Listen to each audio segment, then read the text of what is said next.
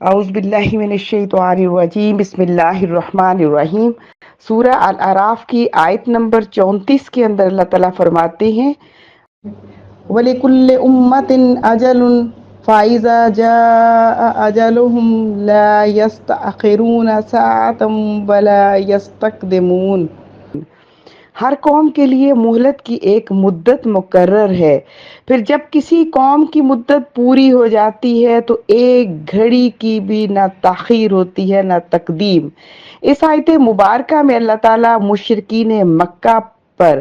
اپنے عتاب اور برہمی کا اظہار فرما رہے ہیں، ان کی کوتاہیوں اور بدعمالیوں کی نشاندہی کرتے ہوئے انہیں آخری وارننگ دے رہے ہیں کہ تم یہ مت سمجھو کہ جس طرح تم اب تک اللہ کی گرفت سے بچے ہوئے ہو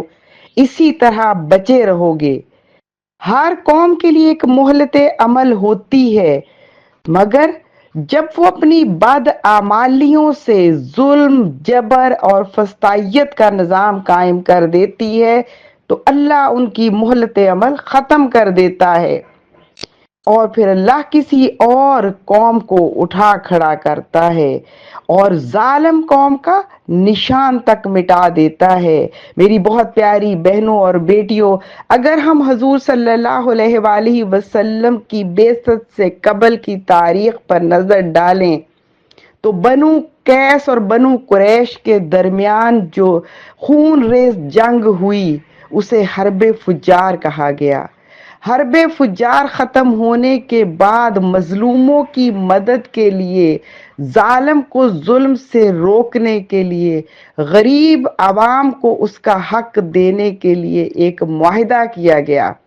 اس معاہدے کو حلف الفضول کا نام دیا گیا۔ یہ وہ معاہدہ تھا جو نبی مہرباں حضرت محمد مصطفیٰ صلی اللہ علیہ وآلہ وسلم کو اتنا محبوب تھا، آپ نے فرمایا کہ اگر اس معاہدے کو ختم کرنے کے لیے مجھے سرخ اونٹ بھی دیے جائیں تو میں اسے قبول نہیں کروں گا۔ اور پھر آپ صلی اللہ علیہ وآلہ وسلم نے فرمایا کہ غریب عوام کو ان کا حق دینے کے لیے، ظالموں کو ظلم سے روکنے کے لیے آج بھی اگر اس طرح کا معاہدہ کرنا پڑے تو میں سب سے بڑھ کر وہ معاہدہ کروں گا۔ پھر آگے بڑھیے، نبی صلی اللہ علیہ وآلہ وسلم کو نبوت کے مقام پر سرفراز کر دیا گیا تو آپ نے سب سے پہلی دعوت جو اپنے خاندان کو دی، اس کے بعد جب آپ نے کوہ صفا پر کھڑے ہو کر پکارا تو کیا فرمایا؟ قولوا لا الہ الا اللہ تفلحوا، اور یہی دعوت دی کہ اس ظالمانہ نظام کو ختم کرو، تمام غیر اللہ کی بندگی کو چھوڑ دو، ایک اللہ کی بندگی کر لو، اور اس کا نتیجہ کیا نکلے گا؟ عرب اور عجم دونوں کے تم بادشاہ ہوگے، دونوں کے تم حکمران ہوگے۔ دراصل نبی صلی اللہ علیہ وآلہ وسلم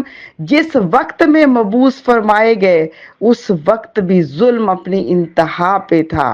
اس قوم کا مقتدر طبقہ، یہودی یا سرداران قریش، مظلوم عوام پر ہر طرح کا ظلم روا رکھنا جائز سمجھتے تھے، اور ساتھ یہ کہ عورت کو بھی جینے کا حق نہیں تھا، غلام کو بھی جینے کا حق نہیں تھا۔ غریب مجبور ہونے کا مطلب یہی تھا کہ اس کی سانسیں بھی اس سے چھین لی جائیں۔ بالکل وہی حالات آج اس لا الہ الا اللہ کے نام پر حاصل کیے گئے عرض وطن کے ہیں کہ جہاں اشرافیہ، جہاں مرات یافتہ طبقہ عوام کو چیونٹی سے زیادہ اہمیت دینے پر تیار نہیں، ان کی خون پسینے کی کمائی کو ٹیکس کے نام پر، بجلی کے بل کے نام پر، پیٹرول کی قیمتوں کو بڑھاتے ہوئے، آئی پی پیز کے معاہدے کر کے اپنے ساتھیوں، اپنے دوستوں، اپنے عزیز و اقارب کو نواز رہے ہیں۔ ان حالات میں آئے دن پاکستان کی عوام کی زندگی مشکل سے مشکل ہوتی جا رہی ہے۔ پہلے تو مڈل کلاس کا نوجوان پاکستان چھوڑنے پر مجبور تھا، آج لوئر مڈل کا بچہ بھی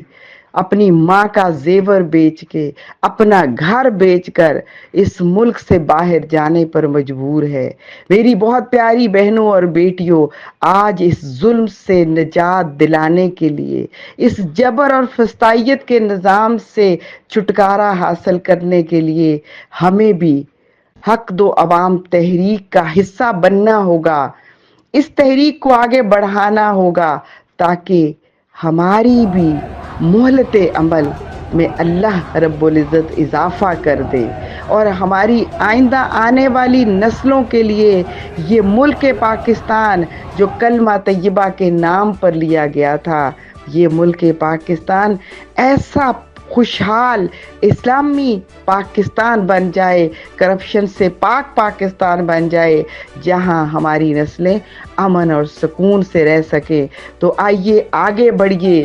اللہ کے اس حکم کو سمجھیے، اللہ کی اس سنت کو سمجھیے اور آگے بڑھ کر اس تحریک کا ساتھ دیجیے، اپنی نسل کو محفوظ کیجیے، اس پاکستان کو محفوظ کیجیے۔ یہ دنیا میں دوسری ریاست ہے جو لا الہ الا اللہ کے نام پر وجود میں آئی تھی، اس کی حفاظت میری اور آپ کی ذمہ داری ہے۔